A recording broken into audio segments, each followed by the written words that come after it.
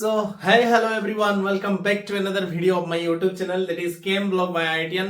So, आज है आपका कोऑर्डिनेशन केमिस्ट्री का लेक्चर नंबर 27। आपको लगता है शायद लेक्चर बहुत ज्यादा हो रहे हैं, बट नो इशू, आप कोऑर्डिनेशन के मोस्टली इतने ही लेते हैं, 80 लेक्चर तक रहते हैं, ठीक है। बट मैं ट्राई करूंगा कम से कम लेक्चर में खत्म करने का और पूरी जानकारी आपको देने का, ठीक है। तो आराम से जो जिन्होंने भी नई वीडियो पहले देखा है वो पूरा प्लेलिस्ट चेक करना, पूरा वीडियो देखना, आपको पूरा मिल जाएगा कोऑर्डिनेशन केमिस्ट्री का सिलेबस। बाहर से आपको कुछ भी पढ़ने की जरूरत नहीं है, ठीक है। तो चलो आज बिना देरी के शुरू करते हैं। लास्ट क्लास में हमने पढ़ा था मेटल कार्बोनिल स्ट्रेचिंग फ्रीक्वेंसी के बारे में। मैं आपको कुछ चीजें बताया था, उस चीजें को एक्चुअल में क्या होता है पूरा रेशनलाइज आज करूंगा, आप अच्छे से समझना और उसका एग्जाम्पल भी करेंगे। वो सवाल एग्जाम में आते हैं, नीट हो या आईआईटी हो, ठीक है। तो पहली बात हम स्टार्ट किए थे क्या, मेटल कार्बोनिल स्टार्ट किए थे ना, मेटल कार्बोनिल।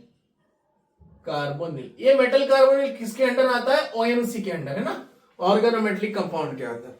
क्योंकि मेटल और कार्बोनिल आपको देख के इसका जनरल फॉर्मूला क्या लिखने का मन करेगा, जनरल फॉर्मूला यही है, ठीक है। जनरल फॉर्मूला इसका यही है, MCOX, ठीक है, MCOX यही होता है मेटल कार्बोनिल।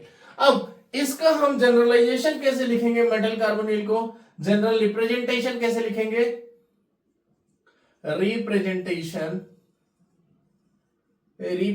कैसे लिखेंगे, मेटल ये कार्बन ट्रिपल बॉन्ड O। आपको पता है कार्बन क्या होता है, टेट्रावेलेंट होता है ना, टेट्रावेलेंट 4 बॉन्ड सेटिस्फाई कर रहा है। अब मैं आपको दो चीज बताया था, है ना। इफ केस 1 में क्या बताया था, केस 1 में बताया था मेटल इन लो oxidation state, low oxidation state ये बताया था ना। लो ऑक्सीडेशन स्टेट यानी मेटल क्या होगा, मतलब इधर 0 या लेस देन 1 ऐसे होगा oxidation state. Low oxidation state यानी हम बता सकते हैं ये metal having high electron density, है ना, इलेक्ट्रॉन डेंसिटी। अब इलेक्ट्रॉन डेंसिटी इसमें ज्यादा होगा, ठीक है, ये हो गया metal, electron density will be more. Then क्या होगा, ये जो बैक डोनेशन है ना, metal carbonyl back donation will be more, ठीक है। इधर क्या होगा, अगर मेटल हाई इलेक्ट्रॉन डेंसिटी होता है तो metal carbon back donation will be मोर। अगर बैक डोनेशन ज्यादा होता है तो CO का बॉन्ड क्या होता है, CO bond we can write CO bond strength decreases, है ना। अगर CO बॉन्ड स्ट्रेंथ डिक्रीज हुआ तो हमें फॉर्मूला के अकॉर्डिंग पता है जो स्ट्रेचिंग फ्रीक्वेंसी न्यू CO क्या होगा, न्यू CO विल डिक्रीज, ठीक है। अगर ये बॉन्ड क्या हुआ, पहली बात ये बॉन्ड अगर वीक हुआ तो बॉन्ड स्ट्रेंथ कम होगा। अगर बॉन्ड स्ट्रेंथ कम हुआ तो मेन बात ये स्ट्रेचिंग फ्रीक्वेंसी विल डिक्रीज। ये हमें किस फॉर्मूला से पता है, हमें फॉर्मूला पता है स्ट्रेचिंग फ्रीक्वेंसी का 1/2 pi c square root of k by mu, है ना। इसके बारे में बताया था। अगर bond strength stretching frequency is directly proportional to k, ये था ना हमारा फॉर्मूला। अगर बॉन्ड स्ट्रेंथ जो फोर्स कांस्टेंट होता है, बॉन्ड स्ट्रेंथ अगर मोर होता है तो स्ट्रेचिंग फ्रीक्वेंसी ज्यादा होता है, बॉन्ड स्ट्रेंथ अगर कम होता है तो स्ट्रेचिंग फ्रीक्वेंसी भी कम होता है। आई होप सबको समझ में आएगा। पहले इतना नोट डाउन करो, ये केस 1 था, केस 2 फिर आपको बताऊंगा, ठीक है। इतना समझ में आया, ओके। फिर केस 2 क्या डिस्कस किया था मैं आपके साथ, केस 2 हमने डिस्कस किया था, if metal is in high oxidation state, ये समझ में आ रहा है ना। हाई ऑक्सीडेशन लो ऑक्सीडेशन क्या है बेटा, मेटल अगर M+2 है, ठीक है ना, और M+3 है, किसमें ज्यादा इलेक्ट्रॉन होगा? इसमें से हमने 2 इलेक्ट्रॉन निकाला है, इसमें से 3 इलेक्ट्रॉन, तभी ये +3 बना है। तो इलेक्ट्रॉन डेंसिटी किसके पास होगा? ज्यादा, इसके पास, है ना। तो अब metal higher oxidation state, higher oxidation state यानी क्या पता चल रहा है इधर? Electron density will be less, electron density on metal centre will be less, ठीक है ना, इतनी सी बात है। अब इलेक्ट्रॉन डेंसिटी लेस हुआ तो क्या होगा? मेटल कार्बन बैक डोनेशन, ये जो बैक डोनेशन होता है ना, back donation will be less. अगर बैक डोनेशन ही कम होगा तो ये बॉन्ड क्या होगा? जैसे का वैसा रहेगा। तो ये बॉन्ड क्या होगा? मेटल का CO bond strength, or we can write CO bond strength will increase, CO bond strength will increase, ठीक है ना। अगर बढ़ गया तो सिंपल सी बात है, stretching frequency of CO what happened? Will increase. अब इसके ऊपर मैं सवाल करवाऊंगा आपको, आई होप समझ में आया होगा। बस इतना समझ में आने के बाद एक पॉइंट लिखो, ये जो बैक डोनेशन होता है ना, ये जो हम बैक डोनेशन बोलते हैं, back donation of electrons from metal to carbon results in the formation of, दिख रहा है ना पूरा? मैं एक बार देख लूं, हाँ दिख रहा है। इन द फॉर्मेशन ऑफ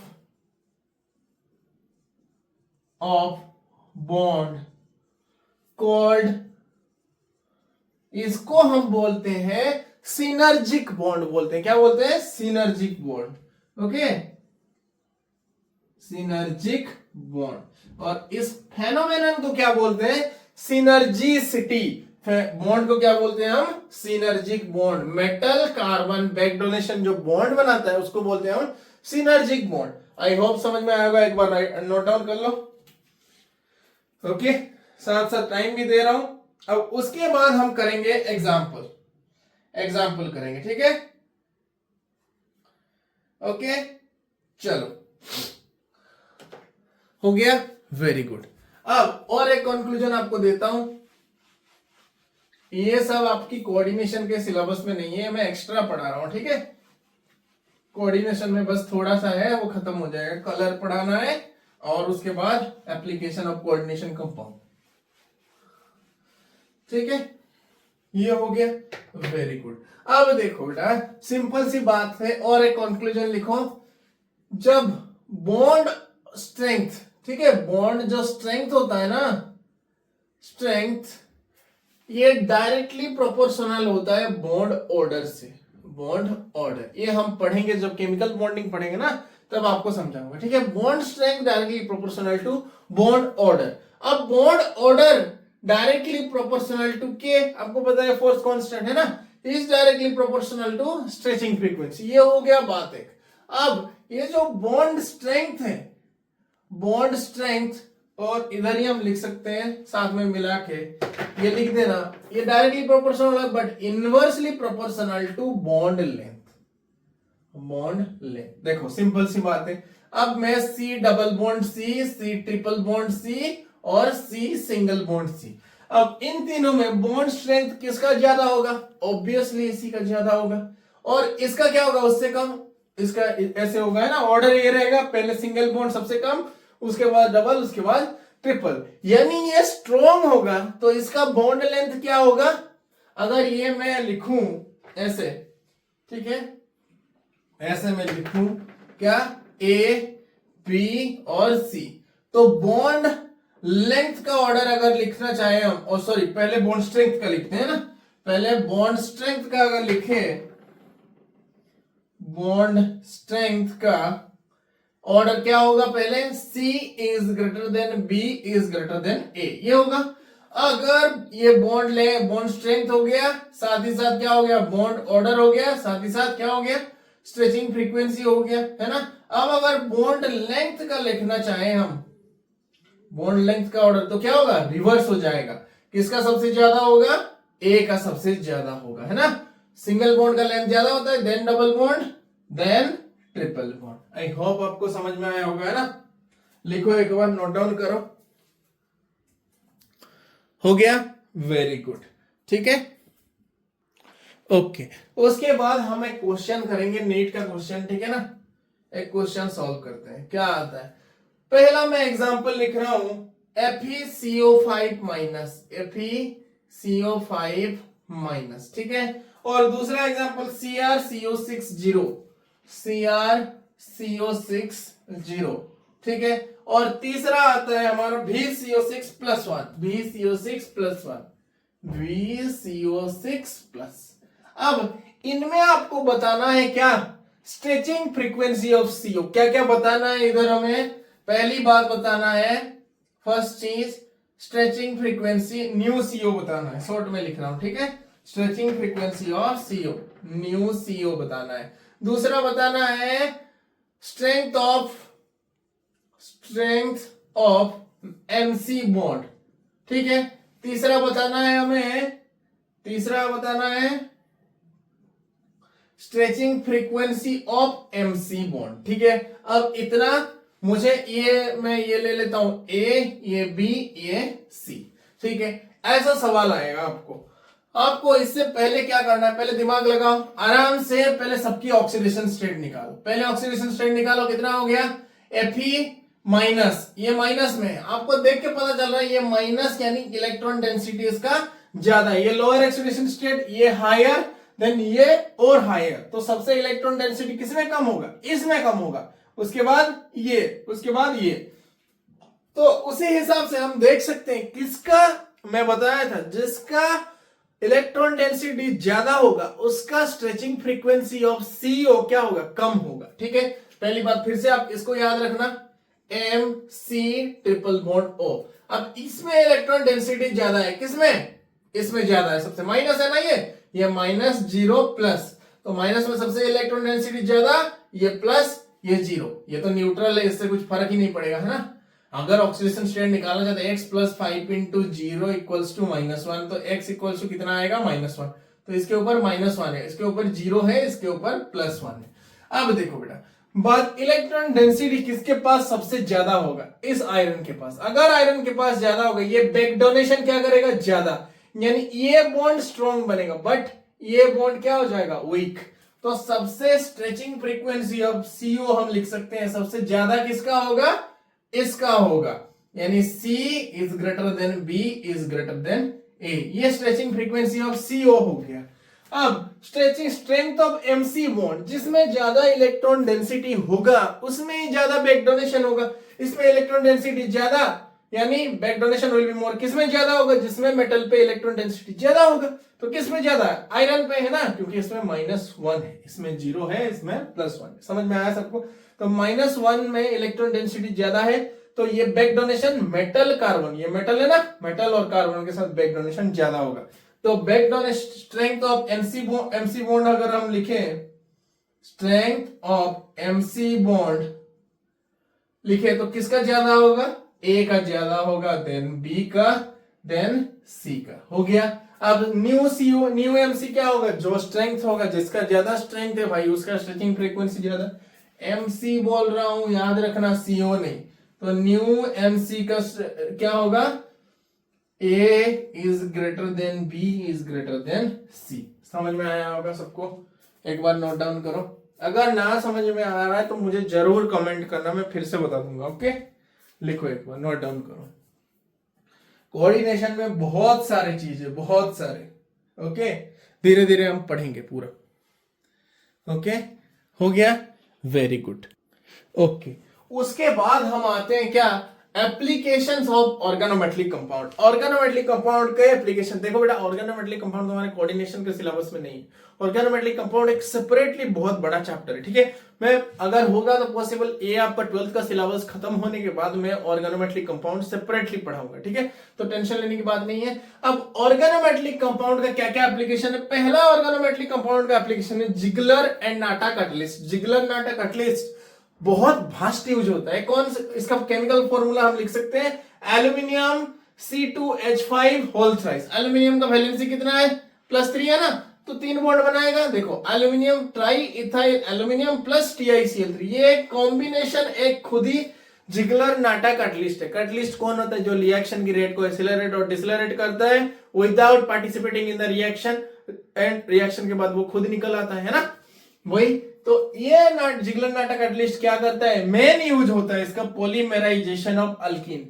जो हमारे पॉलीमर कंपाउंड होते हैं उनको मोनोमरिक यूनिट बनाने के लिए ये यूज होता है।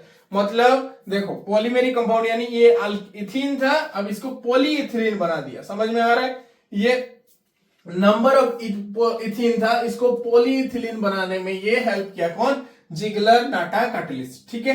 तो इसको आप एक बार नोट डाउन करो, कुछ नहीं बस याद रखना है जिगलर नाटा कैटलिस्ट का फॉर्मूला क्या है, ज्यादा से ज्यादा इतना आएगा, AlC2H5 whole thrice TiCl3 triethyl aluminium and titanium chloride, ये याद रखना है बस आपको। और इसका मेन काम क्या है, पॉलीमराइजेशन ऑफ अल्कीन्स। क्या, alkenes, not alkane, no alkynes, polymerisation of alkenes, ठीक है। एक बार नोट डाउन करो इसको, हो गया, नोट डाउन करो, ओके, वेरी गुड, ओके। सो दूसरा ऑर्गेनोमेटलिक कंपाउंड जिसके बारे में मैं आपको बताया था, याद है ना, विल्किंसन रिएजेंट। विल्किंसन रिएजेंट, ठीक है। विल्किंसन रिएजेंट ये क्या होता है, RHPPH3 होल थ्राइस Cl, ये बताया था ना आपको formula, RHPPH3 whole thrice Cl बताया था। सो ये होता है विल्किंसन रिएजेंट। मेनली इसका काम क्या होता है, हाइड्रोजनेशन करता है। हाइड्रोजनेशन रिएक्शन यानी देखो आपको ऑर्गेनिक में पढ़ाऊंगा, डोंट वरी, CH2 अगर मैं H2 दे दिया तो क्या होगा, ये एक हाइड्रोजन इसके साथ लग जाएगा, दूसरा हाइड्रोजन इसके साथ लग जाएगा, ये जो डबल बॉन्ड है ये उठ जाएगा, ठीक है। तो ये होता है हाइड्रोजनेशन, यानी हम डबल बॉन्ड को रिड्यूस करके सिंगल बॉन्ड में कन्वर्ट करेंगे, ये होता है हाइड्रोजनेशन ऑफ अल्कीन। और इसको कौन एक्सीलरेट करता है, विल्किंसन कैटलिस्ट। तो हम लिख सकते हैं RHPPH3 होल थ्राइस Cl। इसका स्ट्रक्चर भी अगर आप लिखना चाहो तो लिख सकते हो, RH आई थिंक लिखवाया है मैंने पहली बार, ये है, ठीक है, PPH3 मतलब समझ में आ रहा है कैसा होगा स्ट्रक्चर इसका, कितना बल्कि है, इसीलिए PPH3 लिख रहा हूं, समझ में आ रहा है। एक ऐसा है बेंजीन रिंग, आपको एक दिखा दिया बस, बाकी सारे ऐसे स्टेरिक कंपाउंड है पूरा, PPH3Cl, ठीक है, समझ में आया। ये स्ट्रक्चर है किसका, इसमें नॉट ओनली ये, बाकी सब में ऐसा ही है, ठीक है, बट इसको हम कंडेंस करके ऐसे लिखते हैं PPH3। अब इसमें क्या होता है, बनता है आपका CH3, समझ में आया सबको, CH3। तो ये क्या हो गया, ये था हमारा इथीन, और ये हो गया, क्या हो गया, इथेन, ठीक है। तो इसका हमने मेन काम क्या देखा, मेन काम इज हाइड्रोजनेशन ऑफ अल्कीन्स, समझ में आया, हाइड्रोजनेशन ऑफ अल्कीन, ठीक है। एक बार इसको नोट डाउन करो बेटा,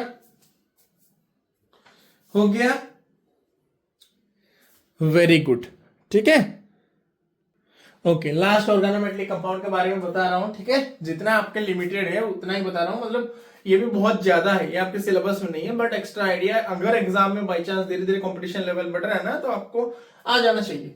ये मेनली यूज होता है, यूज्ड एज, ये है another organometallic compound ethyl mercury chloride, ठीक है। इसमें क्या use as fungicide in agriculture, ठीक है, एग्रीकल्चर, ओके। ये लिख लो। उसके बाद हम एक इंटरेस्टिंग कॉन्सेप्ट स्टार्ट करेंगे, colour of organometric compound, colour coordination of organometric compound. लिखो एक बार, इसको नोट डाउन करो। हो गया? Very good.